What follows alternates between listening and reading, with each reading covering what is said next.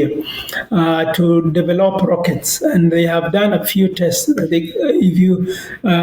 project is called Nakuja project. So they have done a few iterations, and that is the bit that now we are trying to support to see whether we can also ensure that we go back to space using our own vehicles. A lot of people talk about how irrelevant it is for space scientists to put in a lot of work into exploring space.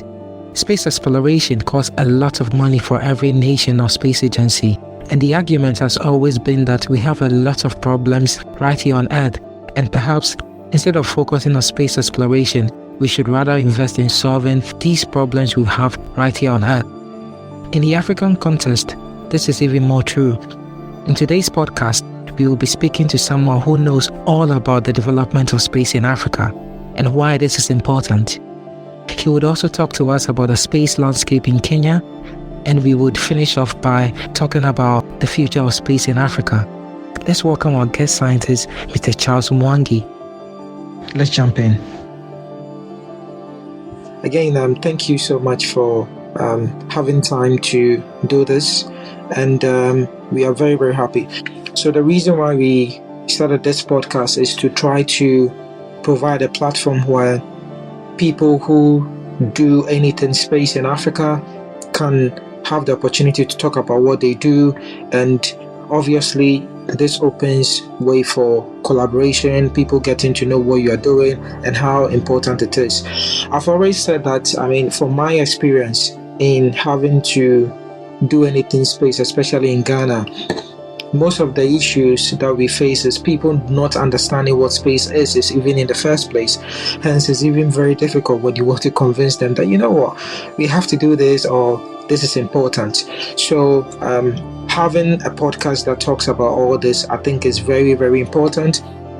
Yeah, it's a very welcome idea. In fact, it's a thought that has previously crossed my mind a couple of times. Even before we had this conversation, because I have been listening to the two particular ones that I was. There's the TerraWatch podcast. There's also the one for space economy, and then there's also Space Watch. Yeah.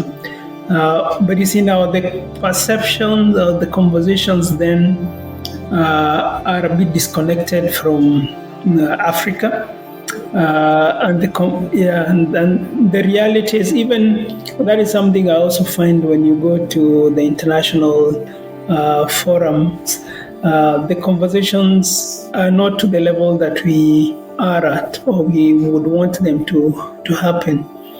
And sometimes there is that gap in terms of where we at, how then do we allow ourselves to get to the level where we have the conversation from the point where we are at, so that now we're able to say, this is where we are at.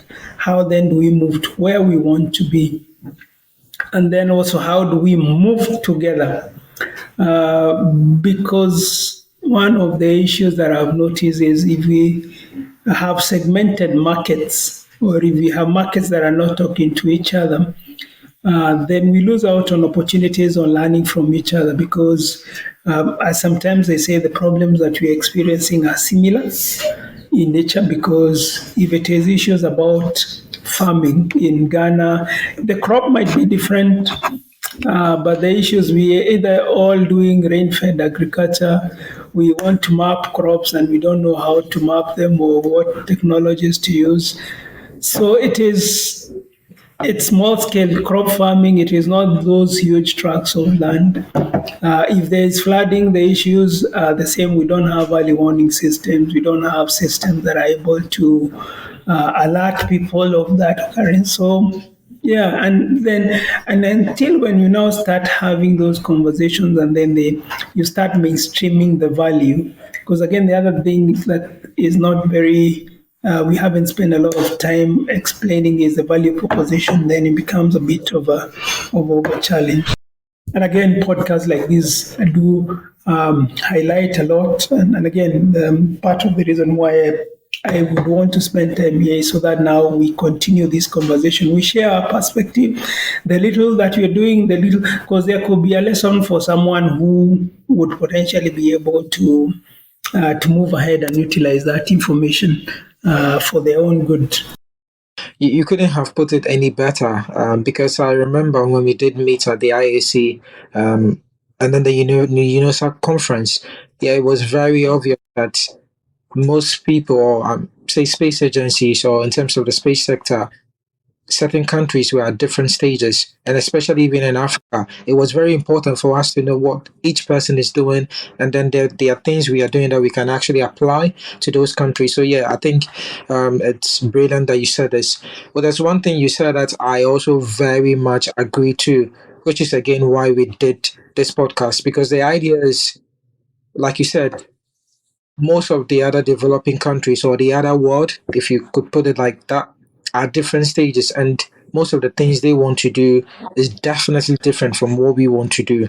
So this podcast is strictly just based in Africa.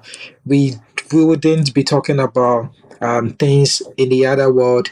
Obviously, there will be things that may come up in terms of things we could apply, but the idea is to provide a platform for people in Africa to have this discussion.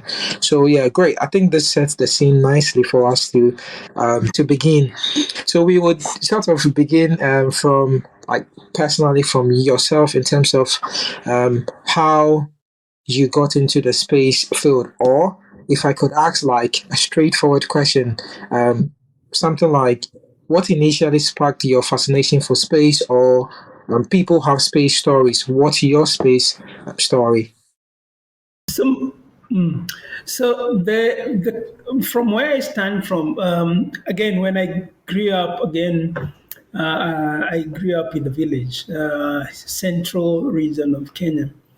And I don't remember during that time of hearing about satellites or satellite development or even their application. The closest that I came to was in engineering. Of course, we would see the planes, and of course, when they were overflying, you would always get the fascination of that big thing flying in the air and then carrying people. And sometimes, even during those early years, then even the thought of being in one of them was still a faraway dream. But now, over time, I ended up doing electrical engineering. And that now I would say laid the foundation for my finding myself in the satellite industry. It was not a pre-planned. In fact, initially my keen area of interest was in control engineering, and I did a lot of stuff in programmable logic controllers and the like. And the automation of processes was something that was appealing to me. But now what happened is when the agency was being, initially there was the National Space Secretariat. When it was being conceived, it was conceived in the government institution where I was working. And because of the transferable skill, then we were told, why don't you consider supporting these initiatives as it evolves? And then that is how I ended up finding myself in the National Space Secretariat. And then now, after I got into it, then I'm finding it a very, it's a bit difficult to evolve into anything else. So now satellites, and now initially it was in satellite engineering. That has evolved into the application because then I see a lot of potential in terms of how we could use satellite, especially the satellite or space-based data for decision support. That's amazing. Yeah, it very much reminds me of my own very story. So yeah, I think it's something I can relate to. Yeah, again, similar to myself, having to come from Ghana, where well, I used to, so my dad used to be a teacher, so we used to move from different villages, right? Because he was teaching in different times. And yeah, technology in general fascinated me, and I think really played a huge role in me being in this field. So yeah, you mentioned that you work at the Kenyan Space Agency. Can you tell us how it's like? So your everyday work at the Kenyan Space Agency. Just walk us through how it's like.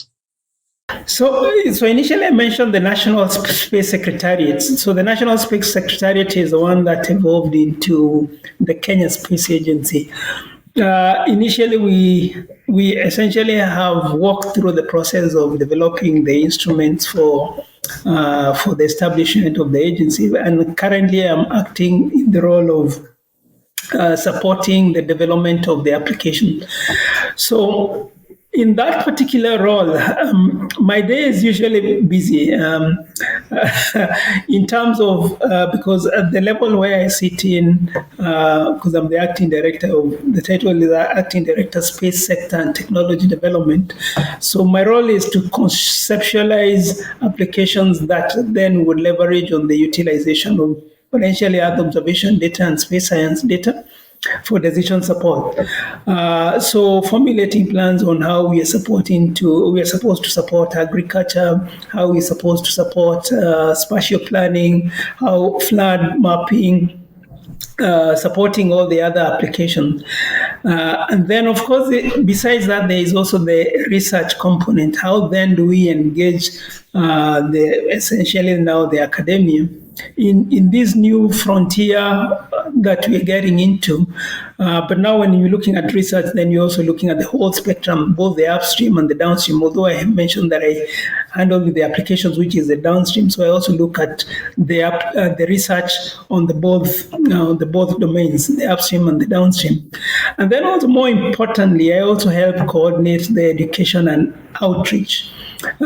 So again, ensuring that we have a pipeline of the young fellows who are in primary and secondary schools to get an appreciation of space and STEM and try to create pathways for them and also create those to help them see the pathways where they could evolve into. That gives, because of the different programs, the different activities, we have to engage with the stakeholders, both our internal stakeholders, we include my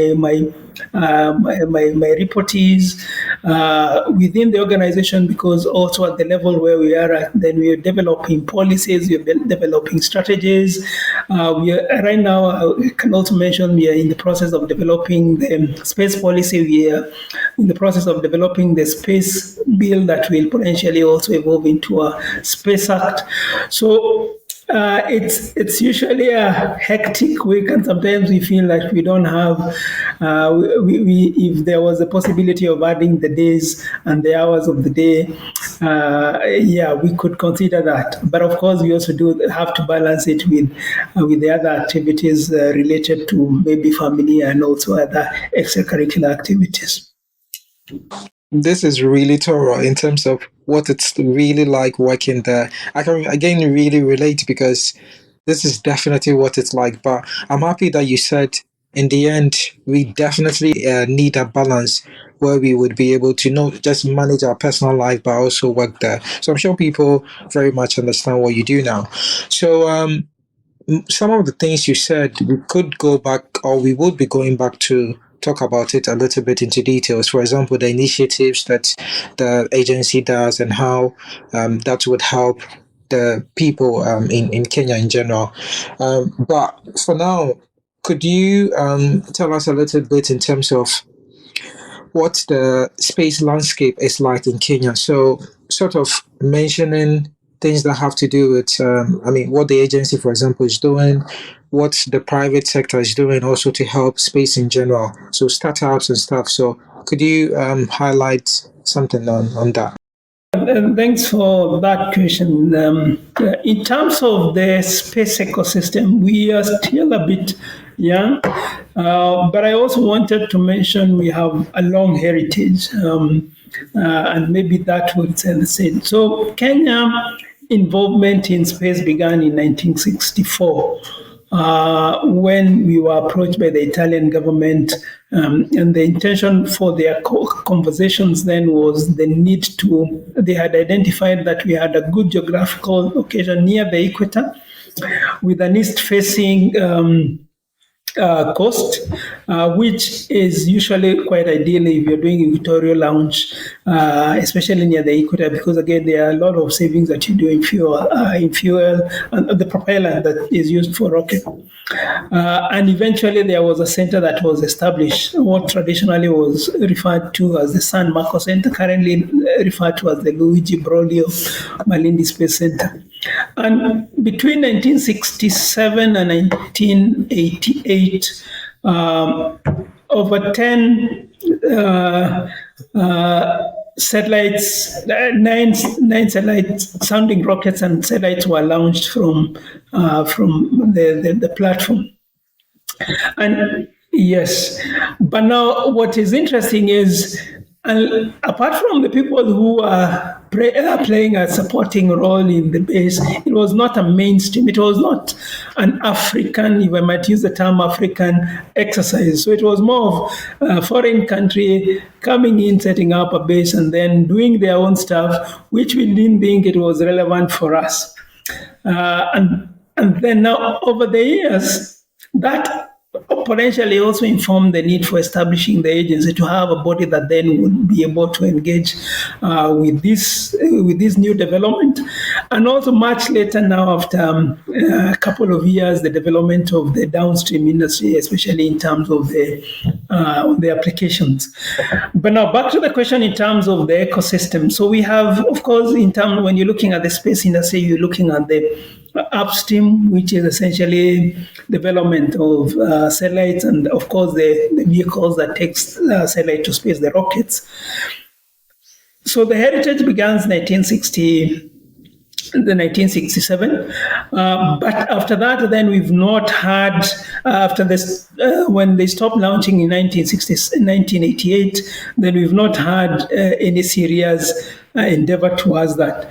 It is only recently that a local university which we're trying to work with, or which we're working with, called Jomo Kenyatta University of Agriculture and Technology, have started an initiative which is now, I think, in the third year, to develop rockets, and they have done a few tests. The project is called Nakuja project. So they have done a few iterations, and that is the bit that now we are trying to support to see whether we can also ensure that we go back to space using our own vehicles.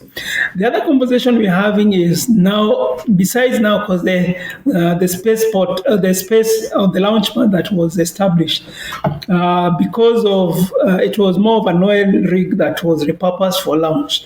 Right now, because of the soil water conditions, then the rig has rusted and might not be potentially in a good state for launch. So we are exploring, and that is an active conversation we're having now, of having a spaceport, and we're looking at potentially moving those conversations into maybe feasibility studies and the like. So that is one component there on the launch, and of course on the rockets.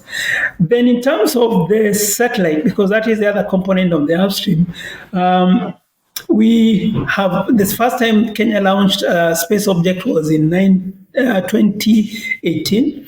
And I can report that I was part of that conversation. I was part of the team that was involved in what was then referred to as the first Kenyan University nanosatellite precursor flight. Yeah, it was quite interesting even being in that process and learning from that process. It was a 1U 10 by 10 by 10 centimeter unit. But again, I know you have been through that process. The people might assume it is a small thing, it's a 10 by 10 by 10.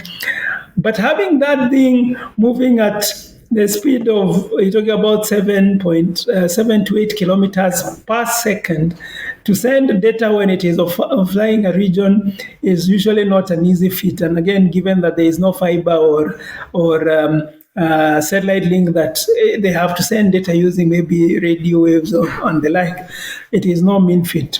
So 2018, so 2023, we launched the second edition, which we call Taifa One, and we worked with a startup. You asked about the landscape of the startup. So we had a startup called Sayari Labs that we worked together to launch the Taifa One. And you're looking at building a legacy of Taifa 1 satellite, potentially a constellation. But also, more importantly, there was another conversation that also began. It was, I think it was around 2012, the African Regional Africa Resource Management Constellation, which was a collaboration between Algeria and continues to be Algeria, Nigeria, South Africa, and Kenya, where each of the countries was supposed to contribute satellite.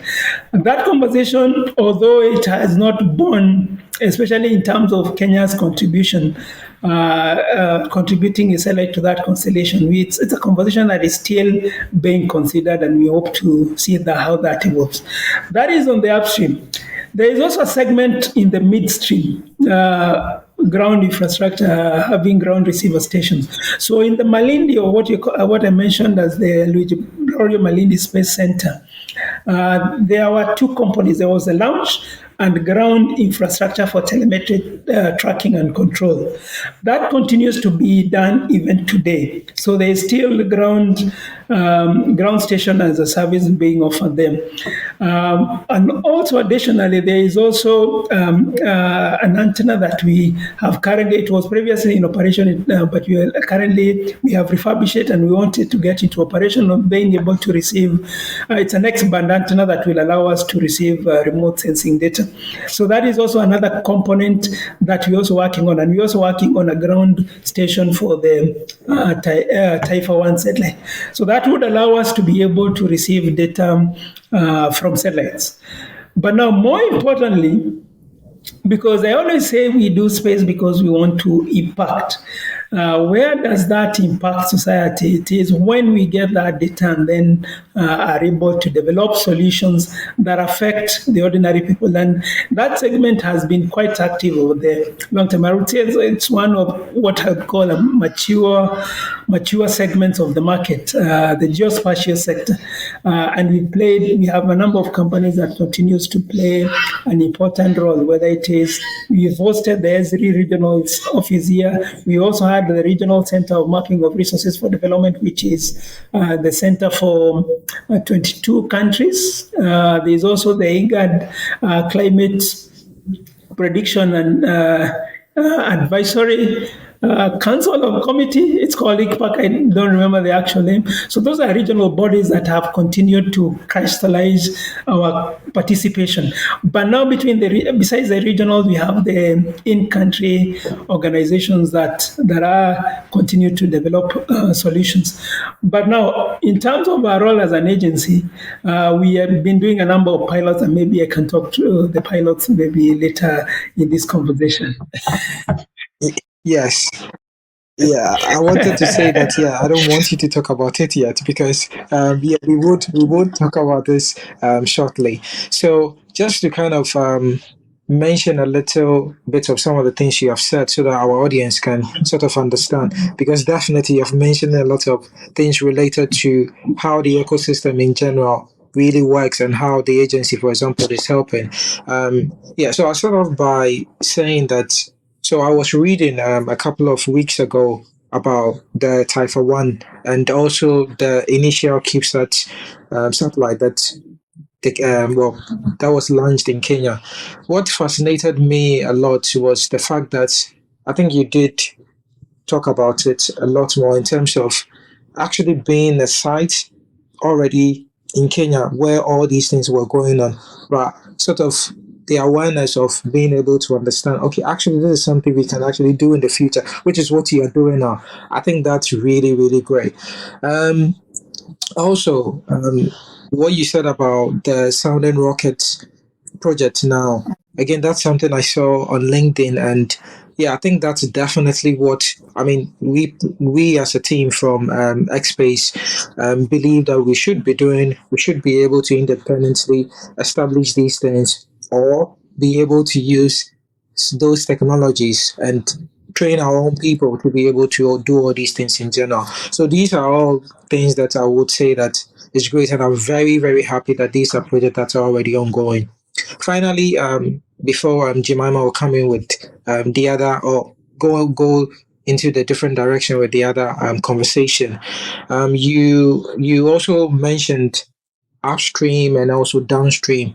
I'm sure most people who would be listening to our podcast would not be too familiar with what an upstream means and what a downstream. So if you guys could just finish that off, and I think Jemima can take the conversation a bit further, and I'll come in and out. Yeah. So like I mentioned, and sometimes we also talk about the midstream. So the upstream is essentially the components that potentially go to space or allow us access to space. So we're talking about where the rockets will be launched, which is potentially the launch port or the spaceport or the launch pad if you're only using a pad. So we're also looking at also sometimes the vehicle that now you use the launch pad to go to space, the rockets, the sounding rockets, those are elements on the upstream. And then you also look at the payload that you have. The payload is essentially the instruments or the different, the system that you're taking to space with the rocket. Sometimes it could be a satellite, sometimes it could be instruments that are supposed to do research. So the satellites, the payloads are essentially part of the upstream. So even satellite development is considered to be part of the upstream.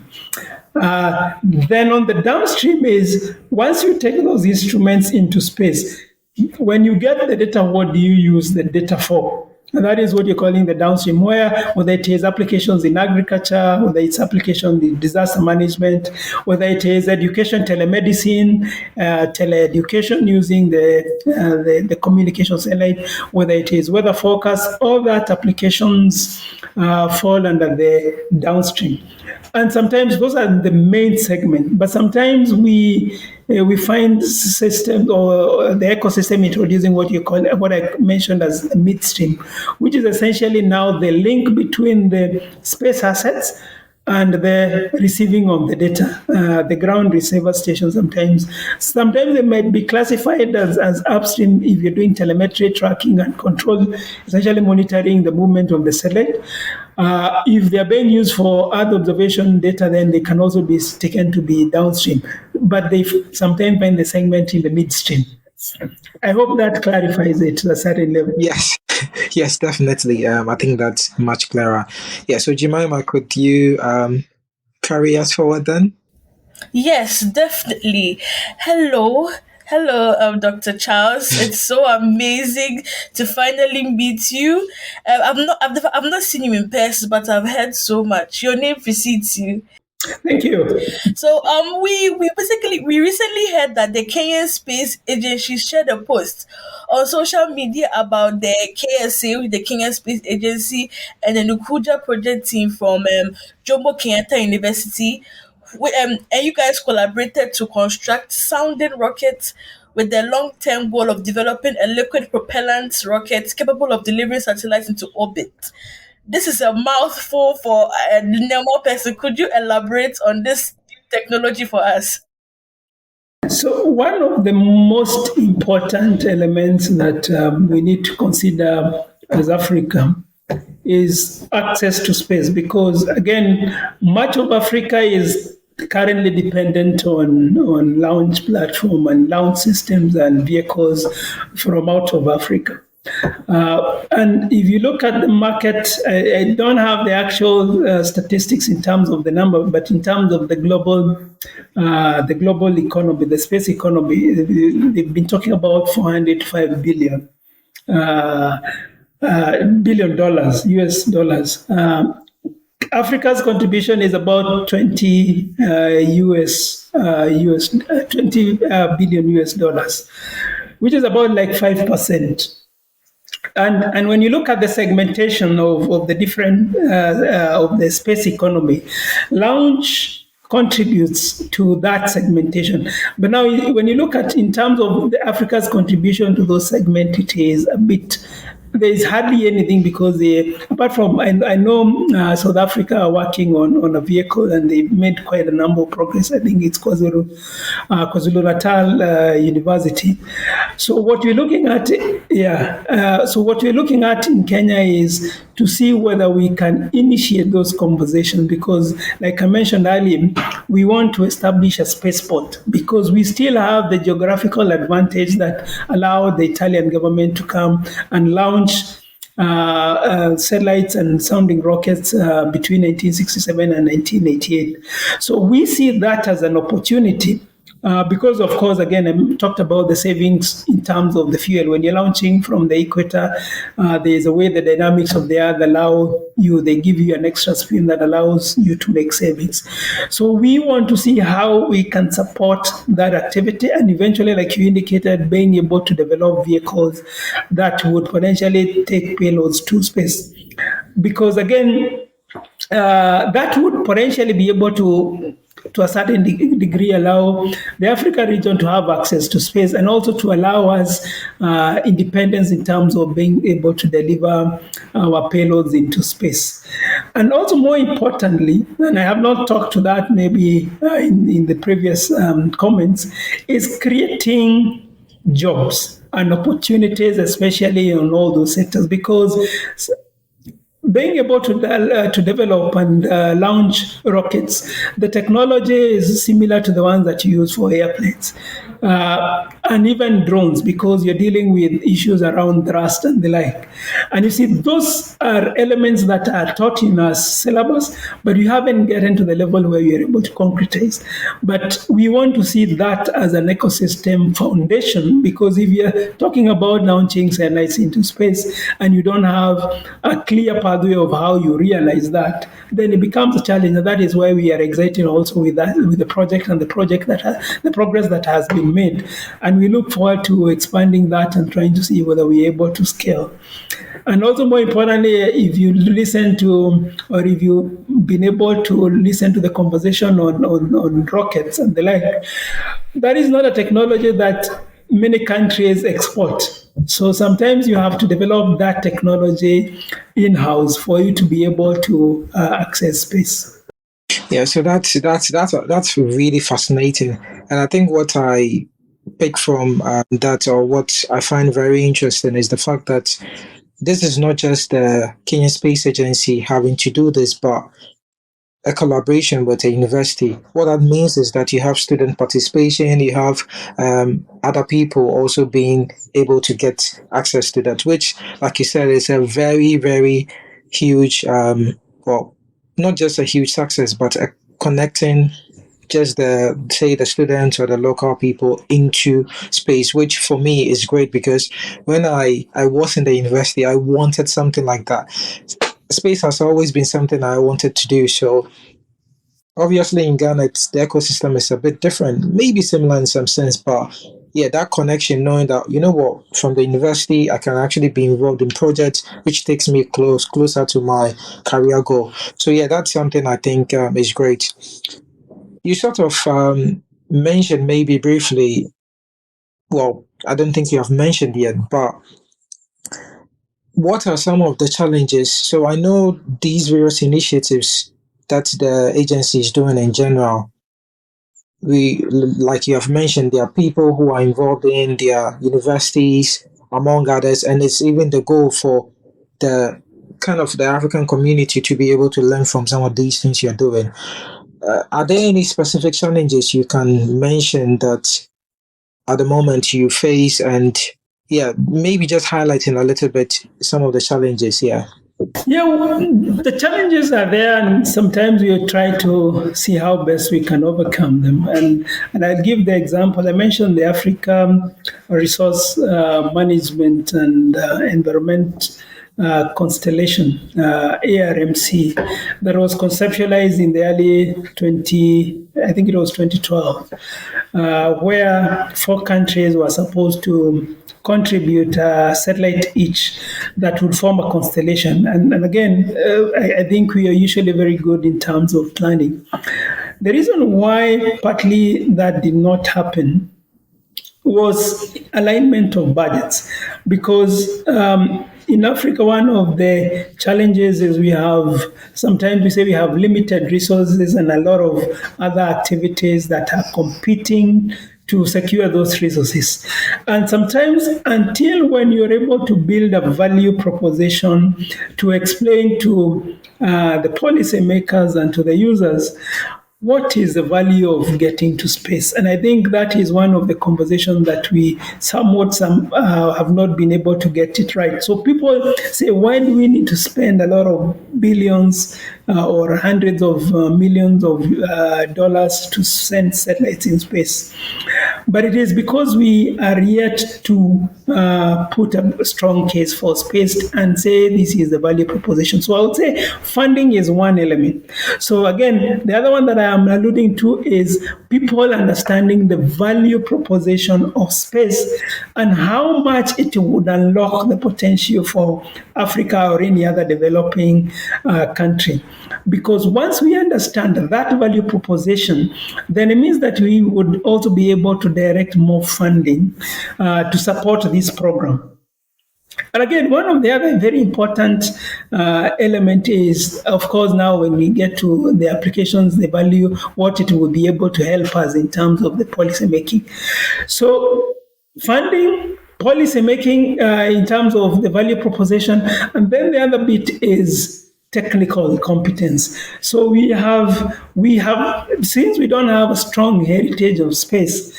Even in the universities, you have, especially for the upstream where you're dealing with satellite development, only a few countries have dedicated at the bachelor level, at the bachelor degree level, have dedicated programs for satellite development. Even in the master's level, not too many. And again, of course, when you go, even those who have, they are also struggling in terms of the infrastructure. So you might be doing a program, but you don't have the infrastructure to implement what you're supposed to do at the country level. And those are some of the interventions or some of the efforts that you're putting towards addressing that. And then, of course, our market is segmented. So we are doing our own thing here in Kenya. South Africa is doing their own small thing in South Africa. Rwanda, Egypt, Morocco. But when you look at, in terms of the market organization, and I don't know why the European Space Agency was established, but even when they were establishing, they had countries that were doing quite well. France, Italy, Germany, the UK then. But until when you realize the value proposition of bringing those markets together and operating as one and having one voice and then sharing the experiences, then it would add a lot of value. So I would say those are, I would say, in my view, the four main ones that I would pick that are affecting the growth of our space sector, both in Kenya and also within the African region. Yeah, I'll definitely agree with it. Funding is definitely one key thing. And another thing you mentioned, which is the infrastructure. Again, I think this is similar all across most African countries because, again, I will use my personal experience. When I went to the university, I wanted to do something space science. I wanted to be involved in building these things, but then there was nothing like that. I had to end up doing a BSc in physics in general, which in the end, I mean, got me closer to my goal. But again, it would have been much easier to get into the space sector. I think it's right for us to carry a conversation forward to talk about some of the things you think needs to be done to do away with some of those challenges. Yes, so what we have purpose to do is, again, I talked about competence as one of the gaps.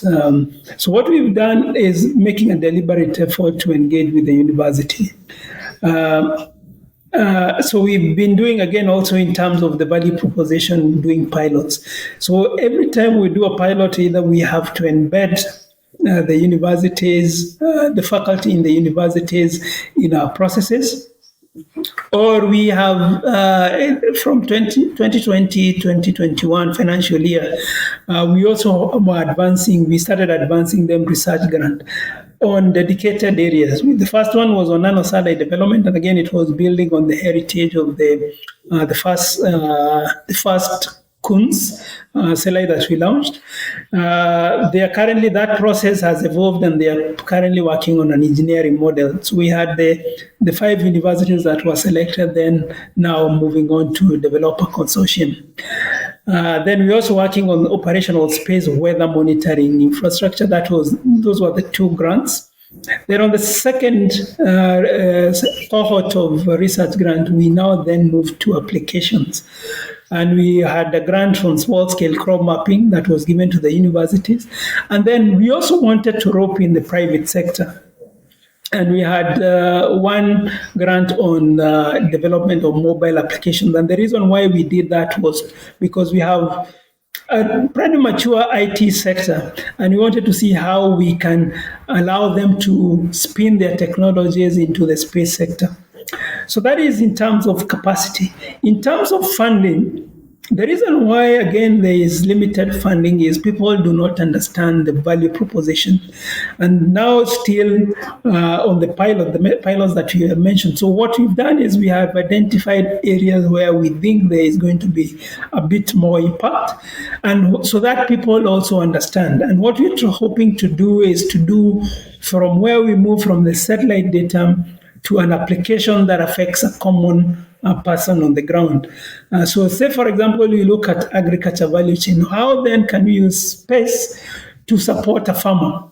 Because once that chain is established, then they will have an understanding of why we need to invest into space and why we need that data. So we're looking at giving the example of agriculture where we have a pilot is we look at the satellite. The next step would be to develop what we call land cover maps. Then from the land use, once we identify the crop lands, then we'll do the crop type. And then once you have the crop type, then we can move on to the level where you do crop condition monitoring. And then you can also do crop yield estimation. And then once that is at the policy level. At the farmer level, then you're looking at how then do you give advisories to the farmers, whether it's weather related, because again, one of the other data sets that we can potentially be able to use is satellite weather data. Soil conditions, soil moisture, which are products that you can get from satellite imagery, and in fact, even crop condition, because you're able to tell them, we know we are going to have this maybe a lot of rain or less rain, then you need to prepare, or you need to consider watering, or you need to change even the variety of the crops that you're planting, because over time, because they have no view of the different parameters and how climate has been changing, then they don't get those advisories.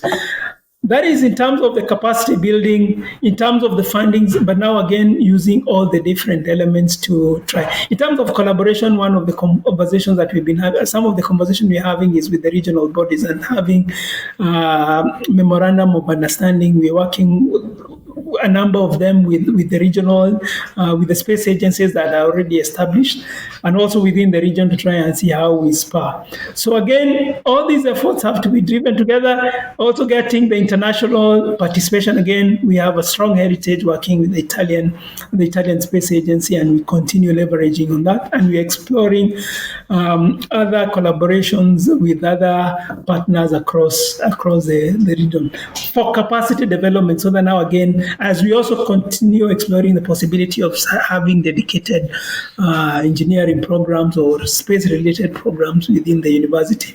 And also more importantly, the young people, ensuring that we educate them and also are able to infuse space technology learnings within the curriculum. And I mentioned we have a program we call the Space Club, where we have mentorship programs. We try to synthesize the information to the level that the students at the primary and secondary level will be able to onboard and understand. So those are some of the interventions that we're trying to do at the agency and try and see whether we can create some movement and create some traction in terms of the addressing those challenges. Yeah, that's definitely brilliant in general. And yeah, again, from my experience having to be, a science communicator and also somebody who talk to people about space, yeah, that's definitely I think those various actions are definitely what we need now.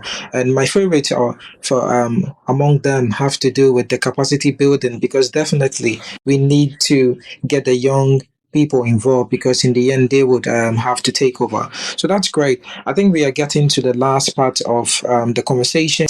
I just want to again highlight for the audience.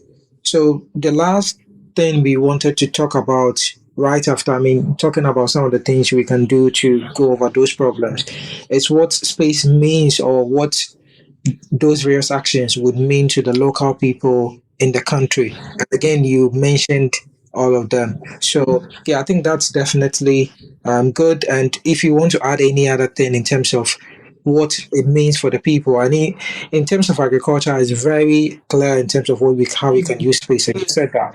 But if there's anything else in terms of how directed the people, of course, capacity building, again, something that's directly impacts people in the country. But if there's anything else I think you want to add, you can add. And So maybe one of other important element that I haven't brought to the fore is data. How you organize what you call essentially the data ecosystem and how it is organized. Because traditionally we've not Africa. When you look at data in Africa, it is all over the place. It is siloed. It is either in publications or a report. And one of the interventions that we're exploring is how then do we consolidate these data sets, working with the different stakeholders from the different thematic areas to make that data discoverable, because it is only then that we'll then start being able to draw insights. So we've been working on what you're calling the concept that we're calling the data hub. So the data hub has three components. It has a data portal, which we seek to, what we're doing is we're also looking at the global data set and subsetting them to Kenya. To allow, if you want to visualize, say, for example, where the croplands are, or where the forests are, or where the water bodies are, then you can overlay all those images for ease of visualization. Then we're also planning to have now, as part of the data hub, the data cube. The data cube is a component where now you aggregate all these data sets in a storage ecosystem, and then you can run scripts, meaning that you don't have to download them. So if you, for those who are familiar with the concept of the Jupyter notebooks, using Python to run the scripts, so that has an important element, because it, or maybe those who are familiar with the Google Earth Engine, similar to that concept of the Google Earth Engine. So it allows you to run scripts and generate product in any of the thematic areas. But more importantly, is having that data being available. Then you also have the third component is the knowledge hub. The knowledge hub is where we will have repositories of the best practice methodologies that have previously worked, different scripts that then can potentially anyone could potentially use for generating the product. Then, of course, when you have that, of course, we're having other conversation with the other sector players to make their data discoverable, or even have portals that would then make the different data. And again, one of the conversation we're having is on having an urban observatory that would potentially, again, in terms of, I mentioned agriculture now, how the urban observatory would help the ordinary person is that they would, and the policymaker and the ordinary person is, you're able to monitor how the towns are growing. Why that is important is, in terms of zoning, you're able to say this area we do not want maybe industries, because again, the way that most of our cities have grown is that we have a mix between industries and residentials, and of course that has also made issues around health being more acute. Where do you have the houses? Do you have roads? Do you have utilities? Do you have sewer systems that are able, if you're planning to have high-rise building, do you have sewer systems and water utilities, or even power lines that power provision within those regions? But you see now, when you're able to have the satellite gives you a more of a global view, then you're able to see how your towns are expanding and being able to make policy intervention. And of course, you can also, as a common person, you can go to that side and say, I want to see which area is green, which area has maybe one of the other products that we potentially have is the heat, monitoring the hotspots in terms of heat. So if you would say, I don't want to live an area that appears to be getting very hot, I need that green, an area that has more greenery and the like, because I need that. But as you know, this is not a functionality that is available to the person, but satellite imagery makes it available. Of course, I'll not talk about navigation because potentially everyone uses Google Maps. Google have done a very good job in terms of that component. Or you're using Uber or any of the cab hailing functionality that leverages on that technology. Starlink is coming in with allowing for communication across. Again, that is a benefit derived from satellite that benefits the common person. But again, one of the still going back to the initial point, if we can organize our data well, then we would unlock a lot of potential even in AI, because AI, artificial intelligence, machine learning, depend a lot on the data. And that data has not been easily accessible. The reason why you're having models that are biased is because we have the data ecosystem, the data that is available in Africa is a bit limited. And until when we address that, then of course the products and even the solutions that will be developed using AI models will not be tuned for our own market. Okay. Yeah. Yeah, definitely agree with everything you said.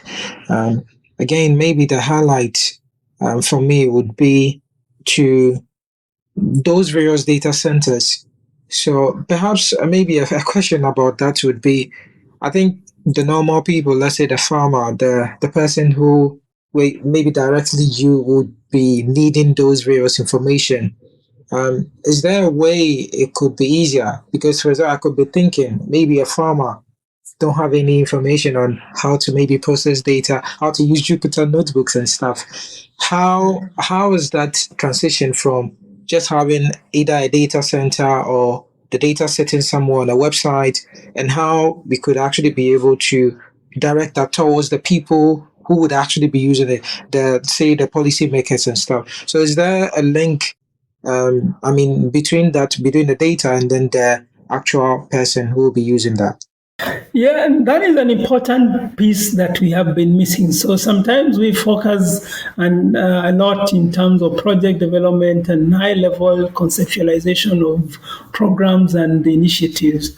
And sometimes we lose out on the last mile. How does that last person benefit from that data? I'll give the example of the agriculture pilot that you've done, and also we've also working on another one for flood monitoring as part of the early warning for all initiative, own initiative for that. So what we are planning to do is the farmer on the ground does not have to have a direct access to the data. What the farmer requires is an advisory.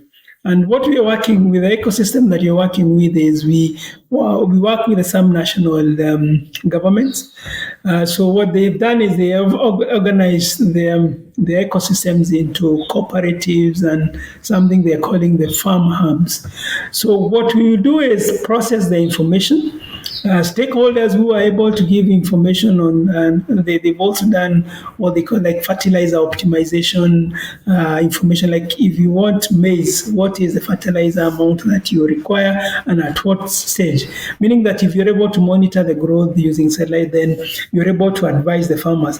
And then we're working with organizations that now provide advisories to the farmer.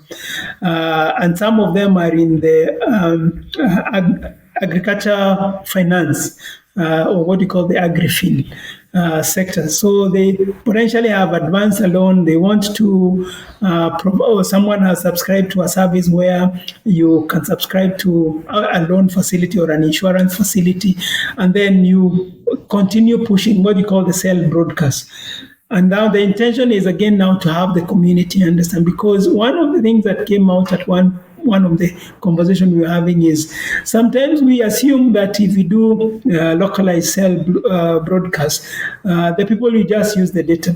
But we have to build a trust for them to use the data and to understand that the value, whatever we are doing, is for their own benefit. Because if you're telling a farmer, the rains are coming, plant today, they are going to use their money. They're not going to use your money. So essentially, until when they have that confidence, in the system. And that is why we are putting a lot of effort in bringing stakeholders who have walked the journey and understand the system. That is the only time that then we would be able to have the ordinary person directly benefit. And that also unlocks a lot of opportunities also for the private sector, because you a company wants to do I mentioned the agricultural insurance. It could also be farm inputs. It could also be IT solutions. Someone wants to monitor his small farm in a small area, so they can easily query data from our system and then develop an app where you can, on a regular basis, check what the advisory for the day is, and that is what value we are hoping that we can then move to the people. So dissemination is key and important for all these value propositions that we're working towards. Yeah, that's absolutely perfect, and yeah, I'm really glad to hear. I'm really glad to hear that all those things are going in place. So yeah, just kind of finishing off our entire conversation. It's been very interesting and very very educating. I have to say, thank you so much in advance. So the last part of our conversation would be sort of now kind of moving from Kenya and going into the African context, right? So yeah, we have had a similar conversation when we met at IAC. So this is sort of revisiting that conversation, but in general, for Africa, what do you think are some of the things that we need to be doing?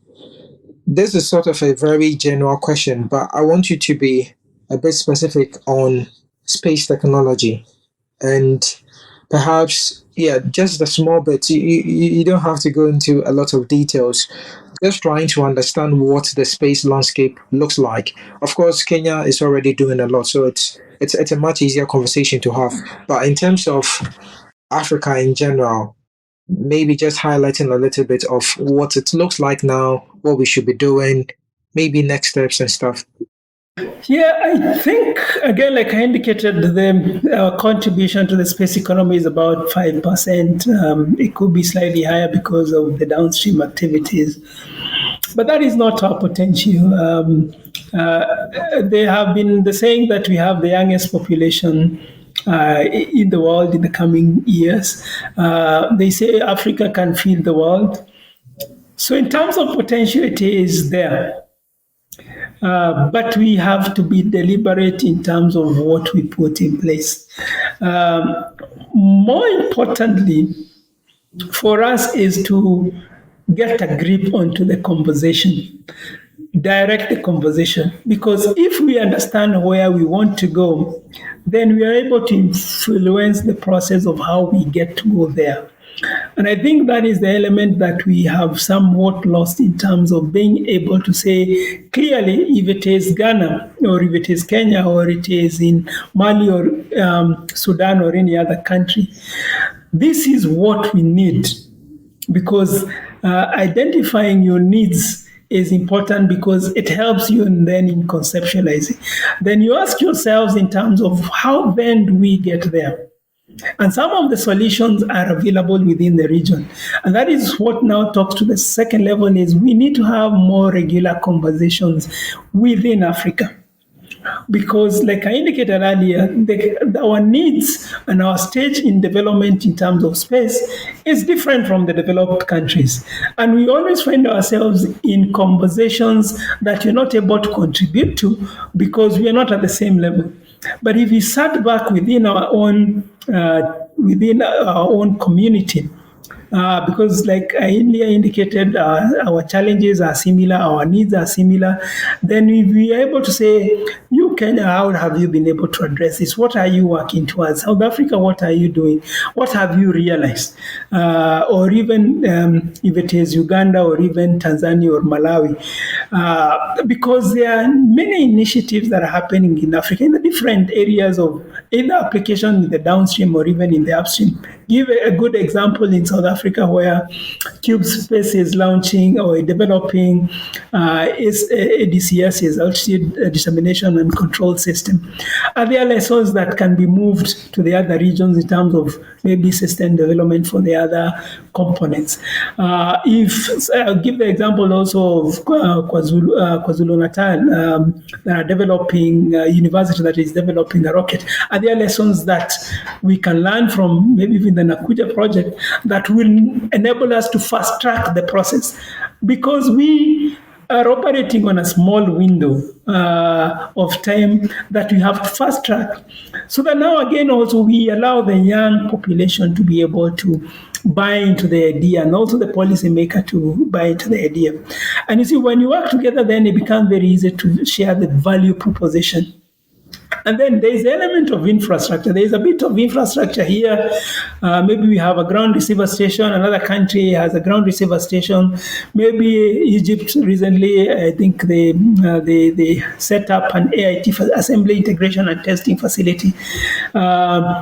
Different countries have also launched their own small satellites. But the question is, are we sharing data? Are we sharing lessons? And is there a way that we could, again, I have always had the pet subject of, can we do a constellation for Africa? What is stopping us? Yes, why can't we do a constellation for Africa where we say Kenya generates, does one satellite, or we have a program where different countries contribute. The cost has really gone down. It is not the time of the ARMC that I mentioned earlier, where you are looking at the big satellites.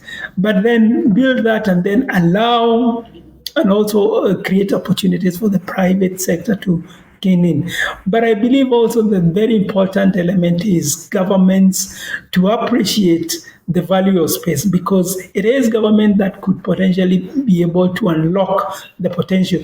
Because if I give an example, if the Ministry of Agriculture decides to utilize space technology for maybe doing crop yield estimation or crop monitoring, that unlocks a lot of potential for the tech companies that are within that value chain. It could even be elements of where is the market, where is the aggregation that needs to happen, where do we push in the where do we push in the product, or when do we know when there is a glut, or when do we know when there is a surplus. So the nutshell or the broader view would be, how best do we work together? How best do we have conversations within our region? And how best can we collaborate within our main community and see how we can grow together? So it's all about collaboration. And I'm not too sure if it's clear on how to do it. So is it just, for example, maybe we having regular conferences on the African continent where representatives of different space agencies from different countries will be there, where we would have conversation? Is it the African Union? Is it maybe through podcasts, something like this, where people will get to know what people are doing, come on board, and we all meet? What do you think is the much easier way? Because I know, I mean, I can use the Ghanaian context as an example. For most, not even just Ghana, but for most countries, it's very difficult to break that kind of connection between people who are, say, we the scientists in general and the policymakers. It's in general usually very difficult to be able to just break that. The only way I have learned is when we actually do something. So, for example, when you said the satellites being launched earlier on, say, I mean, in 2018, when we were involved in doing that, the politicians will look at that and say, yeah, this is great. It's not just prestigious for our country, but if you look at what they have done, we can actually have data, and this data can be used in agriculture and stuff. Until we do that, usually it's very difficult to get the politicians to be convinced about what the scientists can actually do. So, this is me again trying to find the easiest way which that collaboration or that conversation can be had. I would say all means possible, because we cannot limit ourselves to any. This podcast goes a long way because if someone in a different region hears what you're doing and they see there are lessons that we could share or there's something that they've done that we could learn from, that begins a conversation. So there is those bilateral, there is those multilateral, there is of course now the recently established African Space Agency. We are hoping that it will also step into this conversation and help convene. There are the regional bodies that the East Africa. We have the East African community within the region. South Africa, I know they have the South African SADC, South African, I think the development community. In the West, you have ECOWAS. So if we can start infusing these conversations into those policy formulation.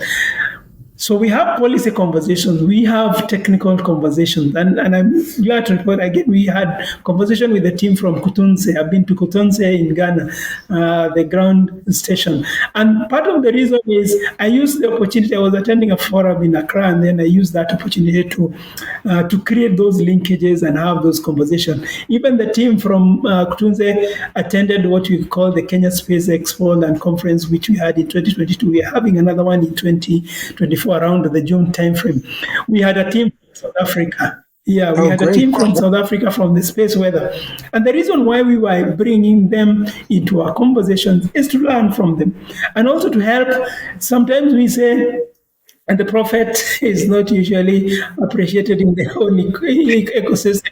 It's true. We have the same saying in Yeah, Ghana. so when you have other people come in say, look, guys, we are doing this. This is the value proposition. Then people sometimes tend to pay attention. And that is why I'm saying there is need for more conversations because the more people get to hear, oh, satellite is being used in this, satellite is being used. So satellite becomes mainstream. And until when we get this conversation, and that is why I'm saying we have to use all the forums that are available, whether it is TV or whatever we get an opportunity to make satellite conversation and their applications mainstream. Then that once you have it in the mainstream, then it only becomes a matter of time for that investment to start flowing in. Brilliant, brilliant. Yeah, that finishes our conversation, I think, very nicely. But before we actually do finish, the last thing I want you to talk about is the satellite constellation. So, for our viewers who don't know what a satellite constellation is, so it would be good for you to start off telling us what a satellite constellation is and sort of the idea behind it, why it's useful, and why I know you are somebody who is pushing for a satellite constellation for Africa. So yeah, so maybe let's just go through that, and then I think we can sort of summarize our conversation.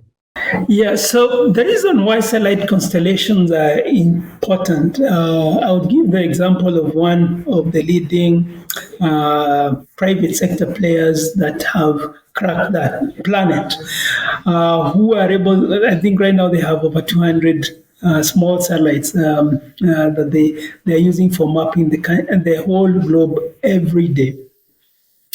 So, but of course, now the challenge sometimes is when you have to subscribe to that solutioning, then of course you have to spend a bit of money because they did invest in that technology and they continue investing.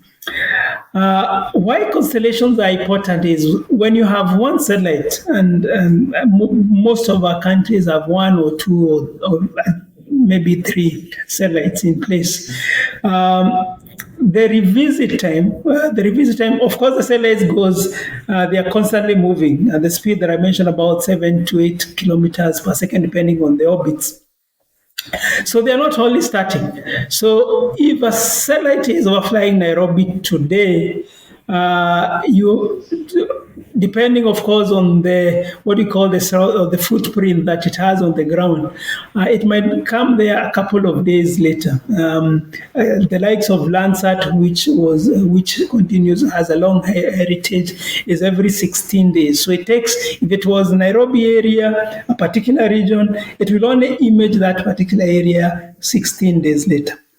If you look at Sentinel, which is from the European Space Agency, they have on the optical satellites, they have Sentinel-2, They have two Sentinels, Sentinel 2A, 2B, and again they're moving to 2C. So the revisit time is 5 days. So if it was only one satellite, it would be every 10 days. So if it's the same satellite, it is every 10 days. But because both satellites have similar features and they are launched or they're organized in a way that there is an offset, it allows every 5 days then, because there are two, they reduce the revisit time to 2 days, to 5 days, sorry. If they had 3 or 4 or 5, that could potentially reduce to a day. And now the other challenge that you have with optical sensors is that you might have clouds, meaning that when the image is taken, then you're not going to have an image. So the more satellites you have in orbit, the more likelihood that you'll have an image that then you can potentially use for decision support. So, because it is difficult for one country to say we want to launch 10, it's not difficult. The resources we have within the region, but again, the value proposition has not been built. So the question is, because we can secure within countries, our own resources to be able to have one. Can we then agree on a time frame, say 2 years period, and then we say 5 countries, you need to develop 2 satellites, launch them close to the same timelines, meaning that in the next 3 years or so, then we'll have a constellation of about 5, maybe to 10. What that would allow us is to get our own data set.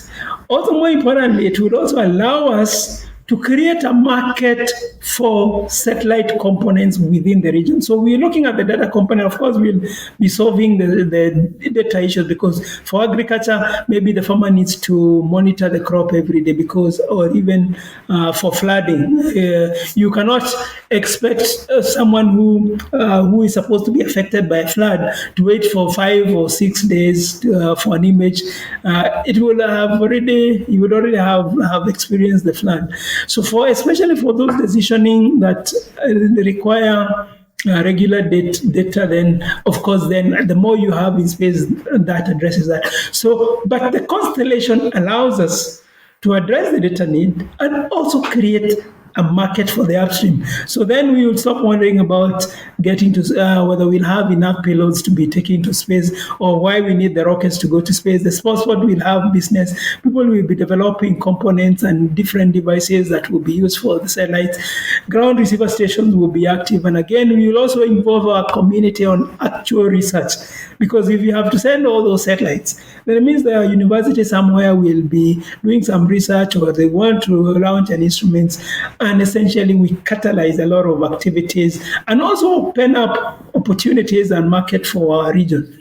And in my view, in fact, it's a conversation that I hope the African Development Bank can consider, because again, one of the conversation is satellite is an infrastructure like roads or the power lines.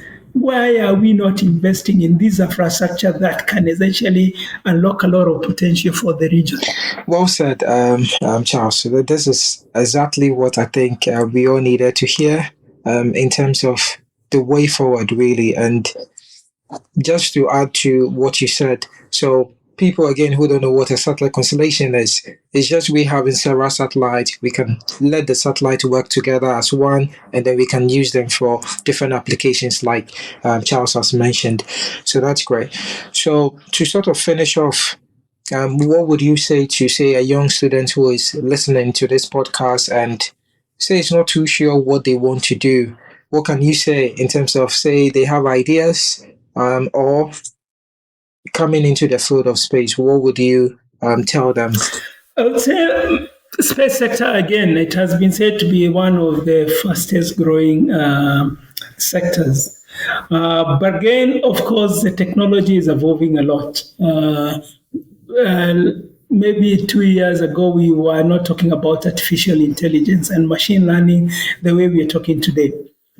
So what I always say is, even if you're in a region where most of the programs in satellite may be directly related to satellites are not there, do the fundamental degrees that would allow you to get pathways into this technology. So that now, even if that market will not have matured enough, if it is not mature enough, you still be able to branch off to the other sectors. I gave my example, having a background in electrical engineering that has allowed me to pivot to satellite engineering, and still, because the fundamentals are essentially the same.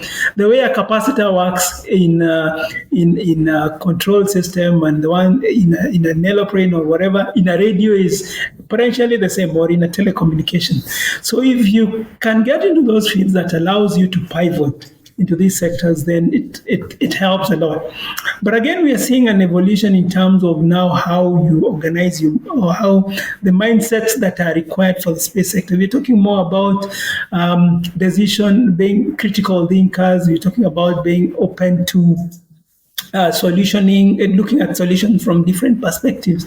So you have to be alive to the changing dynamics. The era of being rigid has changed. I currently can say I have pivoted even to other observational applications because, and again, I'm an engineer from the electrical dimension. But again, I have pivoted. As time evolves, you pivot based on what the market needs.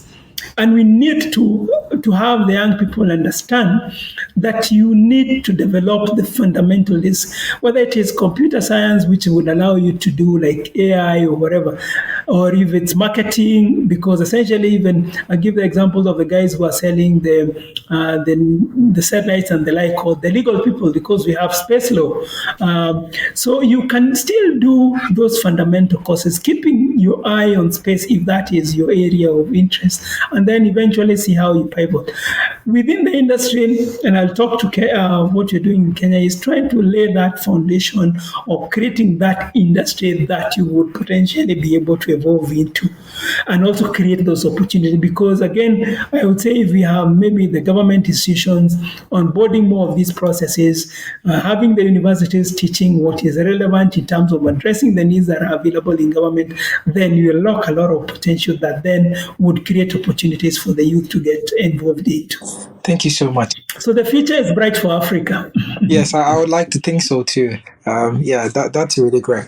So we have a tradition on the podcast where whoever the guest scientist is, what you need to do before you leave is to share with us.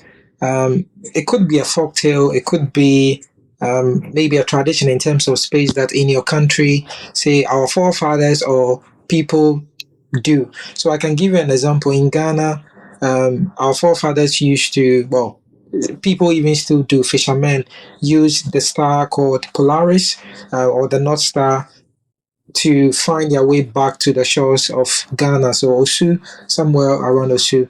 So is there something like that you could share from Kenya? That's a tough one. I think we have focused a lot on the engineering aspect and forgotten the folklore. But maybe just to indicate, traditionally I come from an ethnic group called the Kikuyu, and I think the Kikuyus are widely known as the one of the larger ethnic groups. So it is not. It's majorly in terms of our God. We say used to inhabit the mountain. The mountain, because we assume he came from the heaven. So it is said that he came from the heaven, and because the mountain that I'm referring to majorly it's called Mount Kenya, which used to be snow capped. So because I think white was assumed to be purity, so the assumption was that was the seat of God, and the traditional people used to look and pray facing that mountain, because the assumption was our God, then the traditional God that we used to worship then, and sometimes even the community, some of the people in the community do worship, was resident in that mountain. Maybe the other thing, I don't know whether it's a myth, and I don't know how true it is, related to the moon. So there is always there's a time when we would have rains just before the full moon, and then they would say that the rains were for cleaning the moon. which was when you now given the current understanding that I have, I find that quite interesting. Of course, again, given that again traditionally we were farmers or they were doing farming, they were not pastoralists, the community itself. Then there was a lot of dependent on the stars, and again they were using that to predict the weather as well, of course, because the different seasons. And so in my understanding, of course, is that the solar system still continues to play used to play an important role then and continues to play an important role today.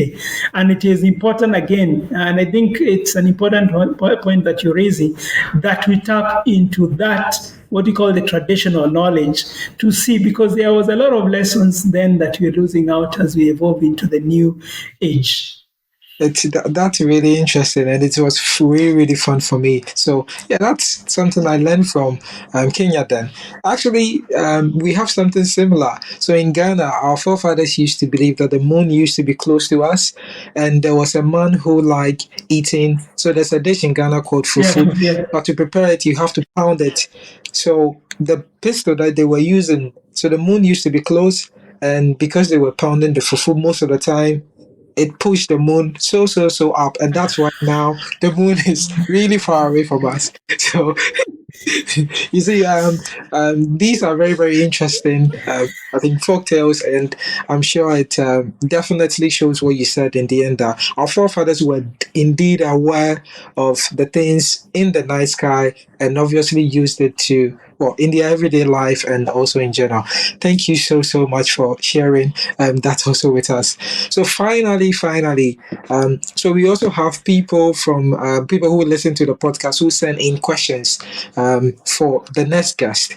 So there's a question about, well, it's not a particularly easy one to go to, but so the person was asking that, let's say we were able to discover alien life, what would be your first question to an alien life?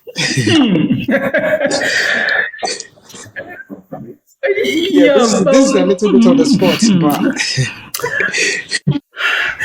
how can we coexist together? Because I think one of the bigger elements is the question I would ask is how can we coexist together to make this a better planet than it is today? How can we take your lessons or your experiences from wherever you're coming from to help us make this, or even take us, if you have a better place where you're coming from, to make it a better place? Because my belief is that we have an opportunity to make this a better environment, an ecosystem. And that is why, again, I'm passionate about using satellite data for decision support and also improving our way of life, because precisely we have a responsibility to ensure that we bequeath the next generation of a habitable earth.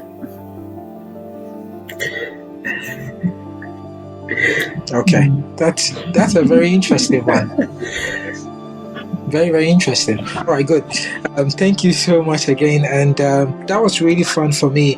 I hope it was very refreshing and also fun for you. And hopefully we can have you back on at some point where we can maybe probe a little bit into satellite, to be specific, or of course any topic that you're interested in. So thank you so much. Thanks for having me, and again for this great opportunity.